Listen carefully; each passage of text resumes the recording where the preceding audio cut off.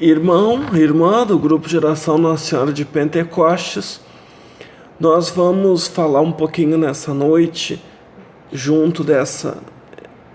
Na verdade é dia, né? Mas vai ser exibido de noite esse vídeo para você que participa desse grupo de oração, nessa caminhada que vocês estão realizando de vida interior. Nós podemos tratar diversas passagens, diversos ensinamentos, princípios bíblicos e espirituais referentes ao combate espiritual. Mas eu quero falar primeiramente de um aspecto de luta espiritual, de reino de Deus. Onde nós encontramos essa certeza de que existe um reino espiritual, que não é esse mundo. Quando Jesus ele fala, meu reino não é desse mundo. Então ele está se referindo a um reino espiritual. Mas eu quero partilhar contigo o que São Paulo escreve aos Coríntios no capítulo 10, no versículo 4. Não são carnais as armas com que lutamos, são poderosas em Deus, capazes de arrasar fortificações. Nós aniquilamos todo raciocínio e todo orgulho que se levanta contra o conhecimento de Deus e cativamos todo pensamento e o reduzimos à obediência a Cristo. Esse versículo bíblico ele fala para nós a respeito da batalha que se dá primeiramente nos pensamentos. Uma luta que travamos de uma forma muito árdua nos pensamentos. E é um chamado que nós temos de lutar contra os maus pensamentos.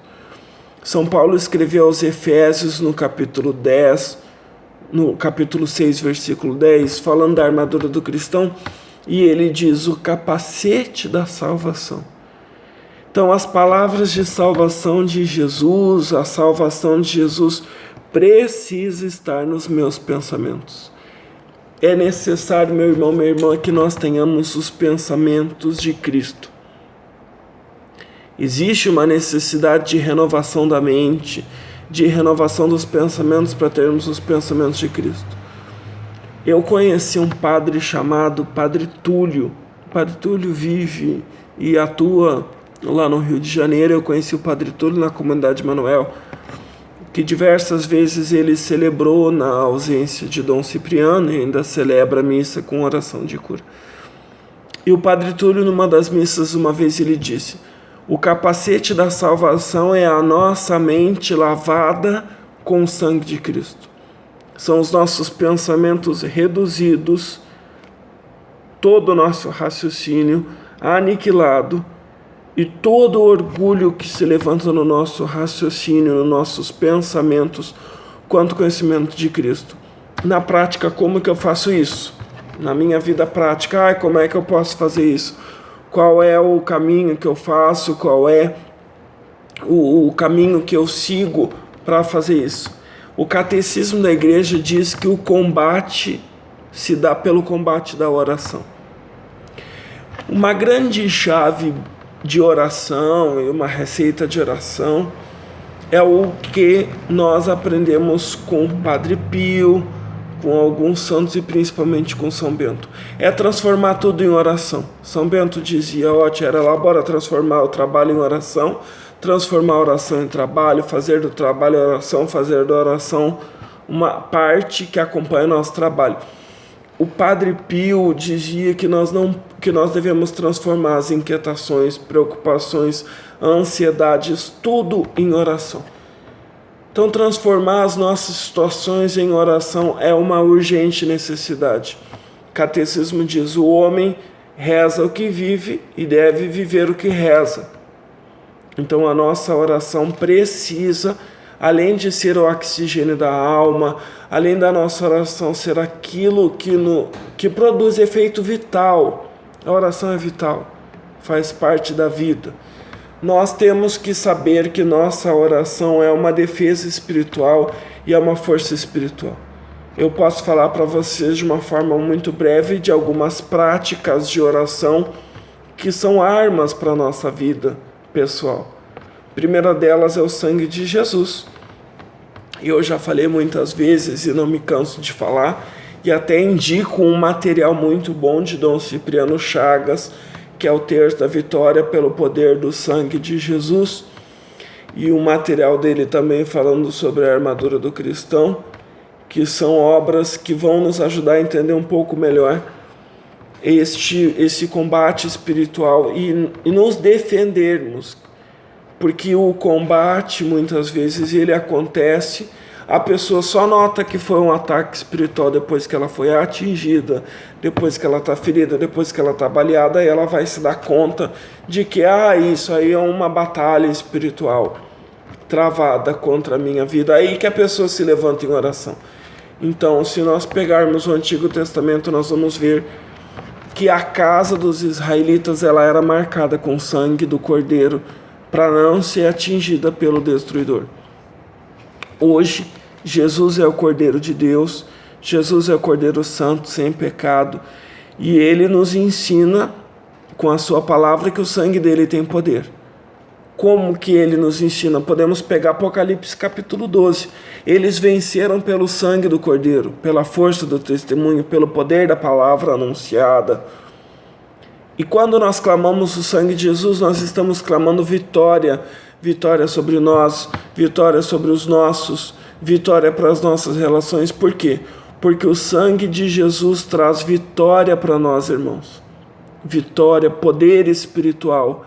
E esse poder espiritual que está no sangue precioso de Jesus, nós precisamos tomar posse e saber que isso é uma arma de proteção. Saber que o sangue de Jesus é uma arma de proteção espiritual. Muitas pessoas falam do nome de Jesus. Sim, o nome de Jesus é o nome que está acima de todo nome, é o nome no qual há salvação, mas o sangue de Jesus é a nossa arma de proteção, e o nome de Jesus é a nossa arma de ataque. Vamos em nome de Jesus, eu vou em nome de Jesus, eu rezo em nome de Jesus, renuncio em nome de Jesus, corto em nome de Jesus, declaro a ação de Deus em nome de Jesus. Claro que eu faço isso. Esses milagres acompanharão os que crerem, imporão as mãos aos enfermos em meu nome, e eles ficarão curados, disse Jesus. Então é um caminho de oração que nós podemos fazer em nome de Jesus. Então eu vou em nome de Jesus, eu sou enviado no poder do nome de Jesus, mas a minha proteção está no nome do Senhor, mas a palavra de Deus fala que também temos vitória no sangue do Senhor. Eles venceram pelo sangue do Cordeiro. O sangue sobre a casa, diz lá no livro do Êxodo, o sangue sobre as casas vos servirá como um sinal de proteção. Então o sangue de Jesus é um sinal de proteção para nós. O sangue de Jesus é um sinal de proteção para os nossos, e eu quero te convidar para que você assuma isso na sua vida. Se quiser pegar lá no livro do Êxodo, já vou te passar certinho essa passagem, que é Êxodo capítulo 12, versículo 12 e versículo 13. O sangue sobre as casas em que habitais vos servirá de sinal de proteção. Então, clamar a proteção espiritual do Senhor. Irmãos, é claro que hoje nós não podemos sair matando cordeiro para passar nas casas. Jesus é o Cordeiro de Deus. Jesus se fez pecado para que os nossos pecados fossem lavados no seu sangue. Jesus se fez maldição para que as maldições não tivessem mais poder sobre nós. Por suas chagas, por suas santas chagas, nós fomos curados, nós fomos libertos. Quando nós falamos no poder do sangue de Jesus, no poder do nome de Jesus, é porque nós precisamos aplicar isso, irmãos. Nos consagrarmos ao sangue de Jesus, consagrarmos nossa história, consagrarmos nossos pensamentos, consagrarmos tudo o que nós temos e somos ao poderosíssimo nome de Jesus, ao poderosíssimo sangue de Jesus. Para quê? Por que isso? Por que eu tenho que invocar o sangue de Jesus? Por que eu tenho que invocar o sangue de Jesus?